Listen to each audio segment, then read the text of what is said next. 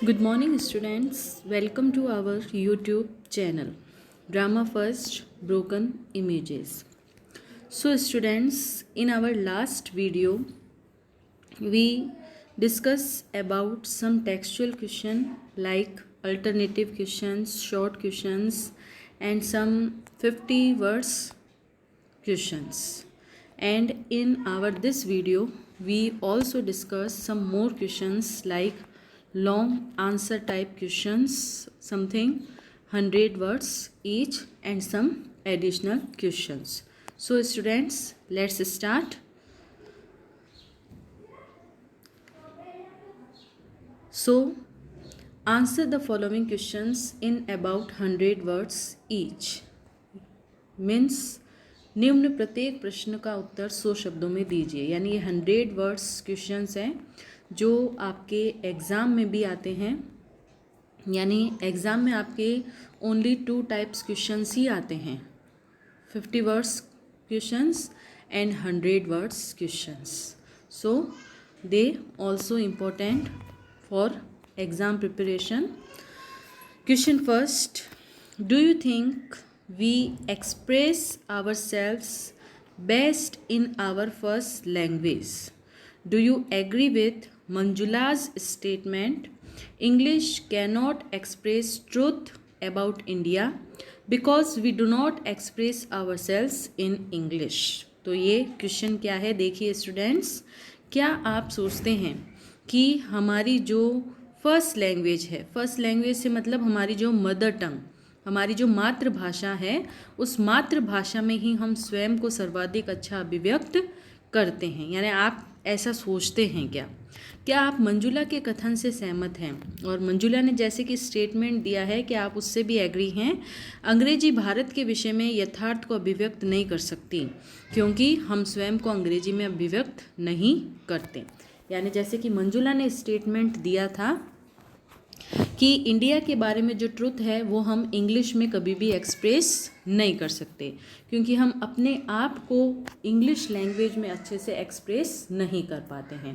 तो ये जो स्टेटमेंट दिया था मंजुला ने, क्या आप इस स्टेटमेंट से एग्री हैं और क्या आप भी ये सोचते हैं कि हम अपने आप को अपनी मदर टंग में, अपनी फर्स्ट लैंग्वेज में ही ज़्यादा अच्छे से या बेस्ट वे में एक्सप्रेस कर सकते हैं? तो आपके हिसाब से इसका आंसर क्या होगा? तो आंसर देखते हैं, देखिए।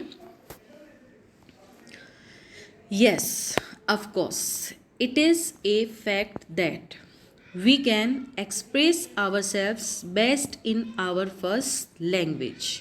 मंजुला's statement is quite true that English language cannot express truth about India. It is because we use our mother tongue since birth and from morning to evening. We cannot express our views so clearly in a foreign language as we can in our first language. This fact is true about every language and about every country. But there are some exceptions. Exceptions, अपवाद.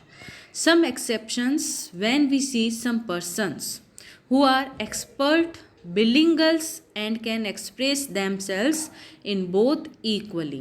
यानी जो बिलिंगल्स में experts होते हैं, यानी एक से अधिक भाषाओं में निपुण होते हैं, तो वो अपने आप को दोनों ही भाषाओं में, चाहे मदर टंग हो या कोई दूसरी फॉरेन लैंग्वेज हो, उन दोनों में ही अच्छे से एक्सप्रेस कर सकते हैं।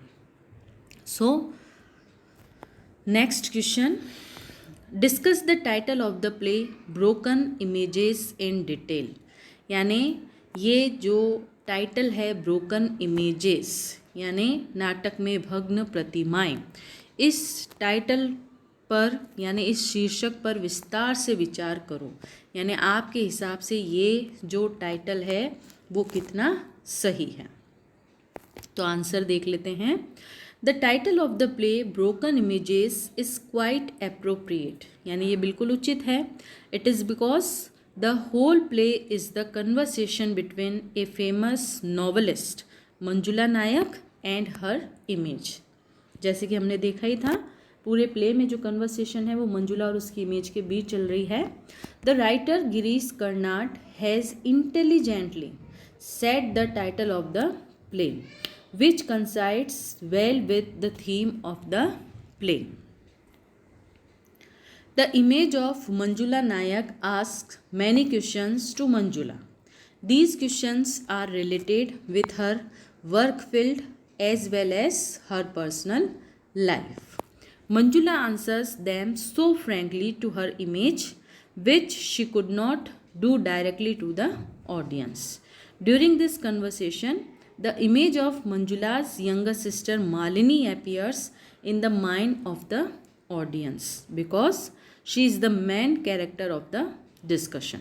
दस द टाइटल इज सुटेबल, इसीलिए इस टाइटल को हम सुटेबल या एप्रोप्रिएट मान सकते हैं. अब आते हैं हमारे कुछ एडिशनल क्वेश्चंस, यानी इस लेसन को जो हमने पूरा पढ़ा है वो पढ़ने के बाद जो कुछ इम्पोर्टेंट क्वेश्चंस निकलते हैं जो एग्ज़ाम के लिए भी इम्पोर्टेंट है, उन क्वेश्चंस को हम करेंगे जो 50 वर्ड्स और 100 वर्ड्स के ही हैं और यही आपके एग्ज़ाम में भी आते हैं. तो फर्स्ट क्वेश्चन क्या है देख लीजिए. Why do you think the play right has used the technique of the image in the play. क्या आप क्या सोचते हैं नाटककार ने नाटक में प्रतिमा की तकनीक को क्यों इस्तेमाल किया है, यानी इमेज क्यों दर्शाई है उसने. तो देखिए इसका answer. The playwright has used the image of the main character, Manjula Nayak. He represents an interaction between Manjula and her image. It is the best technique of self-evaluation. Self-evaluation, आत्म-मूल्यांकन, स्व-मूल्यांकन, खुद का मूल्यांकन करना. He has shown the inner violence of Manjula Nayak by her image. Images reveal towards the best type of self-evaluation. Second question आता है आपके. The play is called a monologue why, यानी इस play को मोनोलॉग कहा गया है. Monologue स्वकथन. तो ऐसा क्यों कहा गया है इसको मोनोलॉग, क्योंकि आंसर देखिए. In this play the main character Manjula Nayak describes in detail about the use of English language in her novel and her love and care for Malini, her handicapped sister.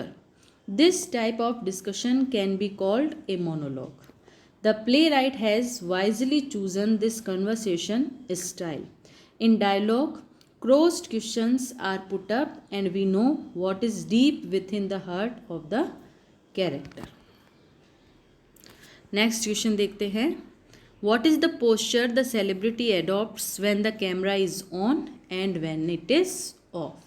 यानी जब भी कैमरा ऑन होता है यानी चालू होता है और जब भी कैमरा ऑफ हो जाता है यानी बंद हो जाता है, तो जो सेलिब्रिटीज़ होते हैं यानी जो प्रसिद्ध हस्तियां होती है वो किस प्रकार से अपने पोस्चर एडॉप्ट करते हैं, यानी अलग अलग प्रकार की एक्सप्रेशंस, अलग अलग प्रकार की भाव भंगिमाएँ अपनाते हैं. तो इसका आंसर क्या है देखिए. When the camera is on, Manjula Nayak is very confident in a very positive frame of mind. She discusses about her novel and some self experiences of life. But when the camera is off, Manjula Nayak hears a peculiar voice as if her own. Hearing that voice, she becomes very confused. She becomes horrified and loses confidence. यानी कहने का अर्थ है कि जब camera on होता है तो वो बहुत कॉन्फिडेंट दिखाई देती है, बहुत पॉजिटिव वे में दिखाई देती है, लेकिन जैसे ही कैमरा ऑफ होता है उसे अपनी ही कुछ अजीब प्रकार की आवाज़ें सुनाई पड़ती है तो उसका कॉन्फिडेंस लेवल थोड़ा लो हो जाता है और वो थोड़ा डर जाती है. नेक्स्ट देखिए, ये क्वेश्चन आपके लॉन्ग क्वेश्चन है, 100 वर्ड्स का है. देखिए. The sister does not appear in the play but is central to it.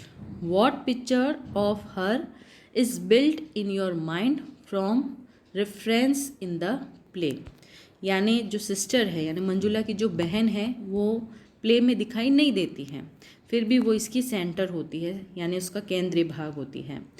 Play के दृश्यों के आधार पर उसकी कौन सी तस्वीरें आपके मस्तिष्क में उभरती है, यानी जब आप ये प्ले पढ़ते हैं मंजुला नायक की जब बातें सुनते हैं तो उससे मालिनी की कैसी पिक्चर्स आपके माइंड में आती है? तो क्या आंसर हो जाएगा? She is a bed ridden patients of meningomyelocele, यानी वो एक बीमारी से पीड़ित हैं मेनिंगो माइलोसिले, जिसमें वो अपने बेड पर ही सीमित रहती है। She is a book worm, यानी किताबी कीड़ा है। As she has established her good command in English, mathematics, history and anatomy, यानी इन सभी सब्जेक्ट पर उसने अपना एक कमांड इस्टेब्लिश्ड कर लिया है, स्थापित कर लिया है। She receives extreme care from parents and the most from Manjula, यानी पेरेंट्स से भी उसे केयर मिलती है और मंजुला से भी। She has settled her previous accounts with Manjula and novel dedicated to her appears as if the compound interest has been paid off by Manjula. She has lived a wholesome life in terms of physical pleasures and comforts. The novel The River Has No Memories will keep her alive even after death. यानी ये जो novel लिखा गया था the river has no memories, वो हमेशा उसकी मृत्यु के बाद भी उसे क्या रखेगा? जीवित रखेगा। तो ये थे हमारे इस ड्रामा के क्वेश्चंस, यानी जो टेक्सचुअल क्वेश्चन थे वो भी कंप्लीट हो गए, और ड्रामा को देखते हुए जो सम इम्पॉर्टेंट क्वेश्चंस हमारे बनते थे, सम एडिशनल क्वेश्चंस जो हमारे बनते थे, वो क्वेश्चंस भी हमने इसमें डिस्कस कर लिए हैं। तो आपको ये जो सारे क्वेश्चंस आंसर हैं वो अपनी कॉपी में नोट करने हैं, यानी कॉपी में अच्छे से लिखने हैं और अच्छे से इनको समझते हुए लिखना है। तो यहाँ हमारा ये जो ड्रामा फर्स्ट था ब्रोकन इमेजेस वो कंप्लीट होता है। तो नेक्स्ट हमारा जो भी लेसन होगा उसे हम हमारे नेक्स्ट वीडियो में करेंगे। Thank you.